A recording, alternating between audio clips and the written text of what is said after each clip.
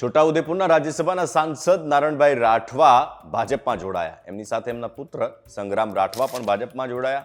આ એ સંગ્રામ રાઠવા છે જે ગત વિધાનસભા ચૂંટણીમાં એમએલએ ઉમેદવાર પદ પરથી ચૂંટણી લડ્યા હતા, પરંતુ તેમને હાર થઈ હતી.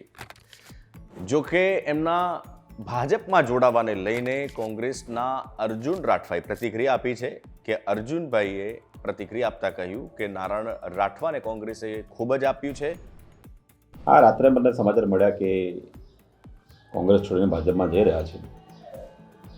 તો આ મારા મતે ખૂબ મોટી ઘટના નથી. મોટી વાત એ છે કે છોટાઉદેપુરમાં ગુજરાતમાં અત્યારે લોકો અનેક પ્રશ્નોથી પડાઈ રહ્યા છે. બેકારી આપણે જોઈએ છે, શિક્ષણની હાલત ખરાબ છે. માત્ર છોટાઉદેપુરની વાત કરીએ તો ગુજરાતમાં જે 1600-1700 સ્કૂલો એવી છે કે જેમાં એક જ શિક્ષક છે. એમાં સૌથી વધારે ઓછા શિક્ષકો 283 સ્કૂલો એવી છે કે જ્યાં એક શિક્ષક છે. 48 સ્કૂલ એવી છે કે જ્યાં એક શિક્ષક નથી. દવાખાનામાં ડૉક્ટર નથી. કોરોના વખતે આપણે જોયું શું હાલત થઈ. પાણીના પ્રશ્નો અને લોકોના સંવૈધાનિક અધિકારોનું હનન થઈ રહ્યું છે. ક્યારે કોણ કોને વિસ્થાપિત કરી દેશે સરકાર, એની કોઈ ગેરંટી નથી. એવી જે સ્થિતિ છે ગુજરાતમાં, દેશમાં, છોટાઉદેપુરમાં, એ સૌથી ઇમ્પોર્ટન્ટ છે. કોણ ક્યાંથી કોંગ્રેસમાંથી કોઈ ભાજપમાં ગયું એ કોઈ મોટી વાત નથી. હું એને મોટી ઘટના માનતો નથી. આવનારી લોકસભા ચૂંટણી પર કેવું હશે? આવનારી લોકસભાની ચૂંટણી ઉપર આ જે બધા પ્રશ્નો છે, લોકોના જે મૂળ પ્રશ્ન શિક્ષણ, આરોગ્ય, આ નકલી કચેરી કૌભાંડ છોટાઉદેપુરમાં થયું, 25 કરોડ રૂપિયા નકલી કચેરીમાં વપરાયા, આ વનગોળ પેદાશમાં 5 કરોડનું કૌભાંડ આવ્યું, દાહોદમાં બીજા 21 કરોડનું કૌભાંડ આવ્યું. આ જે કૌભાંડો બહાર આવ્યા છે એ આ ભારતીય જનતા પાર્ટીના શાસનમાં આવ્યા છે અને 2016થી અત્યાર સુધી આવી નકલી કચેરીઓ ચાલતી હતી. આ જે મુદ્દા છે, આજના યુવાનો, આજના લોકો આ બધા મુદ્દા ઉપર મતદાન કરવાના છે. કરપ્ટ સરકાર છે, સિસ્ટમ કરપ્ટ. કોઈ બોલે તો એના ઉપર શું હાલત થાય ઈડીના આપણે જાણીએ છીએ.